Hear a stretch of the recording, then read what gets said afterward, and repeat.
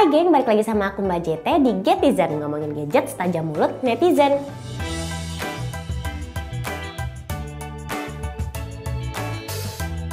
Nah geng, seperti yang kita tahu, teknologi smartphone pada zaman sekarang ini tuh udah mulai berkembang. Sekarang ini juga udah mulai muncul teknologi yang namanya tuh layar bisa dilipat atau biasa disebut dengan foldable phone yang sangat mencengangkan dan sangat ditunggu-tunggu oleh masyarakat. Nah kali ini nih geng, aku tuh mau bahas sama kalian tentang layar yang bisa dilipat ini tuh layak gak sih buat kalian beli? Penasaran kan? Tapi sebelumnya jangan lupa pencet dulu tombol subscribe-nya.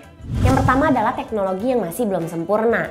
Seperti yang kita tahu geng, teknologi dengan layar elastis yang diterapkan pada foldable phone ini tuh adalah teknologi baru yang masih dikembangkan. Pengaplikasian teknologi ini pada produk tertentu akan menjadi sebuah terobosan baru, akan tetapi kita sebagai konsumen akan menjadi pihak yang harus bertaruh tentang kualitas yang diberikan oleh produk tersebut. Bisa jadi kita mendapatkan teknologi yang benar-benar canggih atau malah kita bisa mendapatkan produk yang penuh dengan masalah. Jadi kalau menurut aku sih kita harus lebih pintar dan sabar dalam menghadapi perkembangan teknologinya geng. Jangan terlalu menggebu-gebu dan terburu-buru membelanjakan uang kamu untuk teknologi yang baru dan belum banyak orang pakai, gitu geng. Yang kedua adalah banyak aplikasi yang belum support. Nah, seperti yang kita tahu geng, teknologi dengan layar yang bisa dilipat ini tuh masih baru banget. Jadi, otomatis banyak aplikasi yang masih belum support untuk digunakan karena layarnya ini tuh atau resolusinya tuh belum pas. Yang dimana dia tuh akan berubah dari layar kecil ke layar besar. Meski pihak produsen sudah menginstal software untuk mensiasati hal tersebut, namun tetap aja ada beberapa aplikasi yang mungkin tetap terlihat tidak bagus, bahkan mungkin crash karena resolusi yang tidak pas. Game-game yang kamu ingin mainkan juga mungkin belum support dengan resolusi layar yang baru ini. Sepertinya banyak pihak developer aplikasi dan game ini tuh harus merubah atau menambah resolusi untuk aplikasi atau game yang mereka buat supaya kompatibel dengan foldable phone ini. Semua hal itu tuh membutuhkan waktu tentunya, jadi mending kita juga harus ikut bersabar untuk menggunakan teknologi foldable phone ini geng, supaya kita bisa merasakan pengalaman sepenuhnya dalam menggunakannya. Alasan yang ketiga adalah ringkih atau mudah rusak.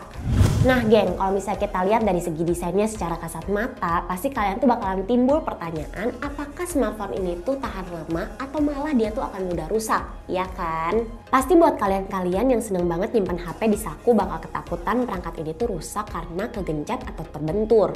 Atau buat kalian-kalian yang kadang suka ceroboh ngejatuhin HP dari genggaman atau atas meja, aku saranin untuk gak beli smartphone lipat ini. Kayaknya bakalan gampang rusak ya kalau ngebayanginnya. Ternyata hal ringkih ini tuh terjadi pada Samsung Galaxy Fold loh geng. Kabarnya Samsung akan mendelay perilisan HP yang satu ini karena ada beberapa masalah mengenai layar yang bisa dilipat tersebut geng. Smartphone yang diberikan pada reviewer ini memiliki masalah seperti layar yang ada pada sebelah kiri berkedip-kedip ketika dibuka. Adanya benjolan pada pertengahan layar, bahkan layar yang mati total.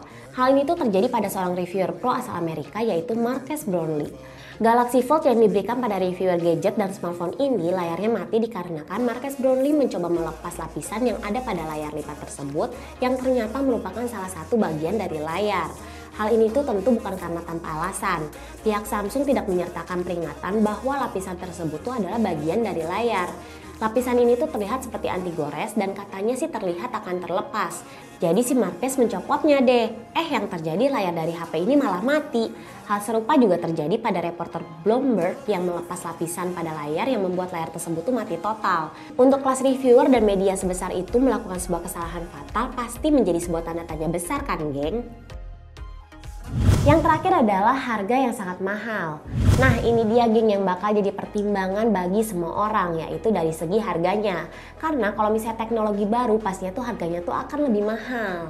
Contohnya aja HP-HP terbaru saat ini, HP flagship yang biasanya menyuguhkan teknologi-teknologi baru dijual dengan harga selangit.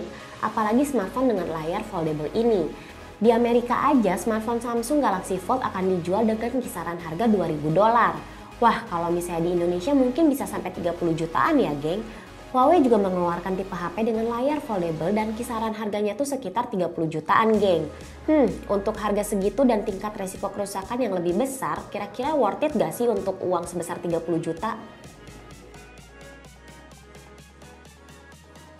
Nah itu dia geng beberapa alasan yang patut kalian pertimbangkan sebelum kalian beli handphone dengan teknologi layar lipat. Seperti yang udah aku sebut barusan, teknologi yang satu ini tuh rawan buat rusak dan harganya juga selangit. Jadi kalian harus pikir-pikir lagi. Itu dia geng video dari aku. Kalau misalnya kalian suka sama video ini, jangan lupa pencet tombol like-nya, pencet juga tombol subscribe dan juga pencet tombol notifikasinya. Sampai jumpa di video aku selanjutnya. Bye-bye.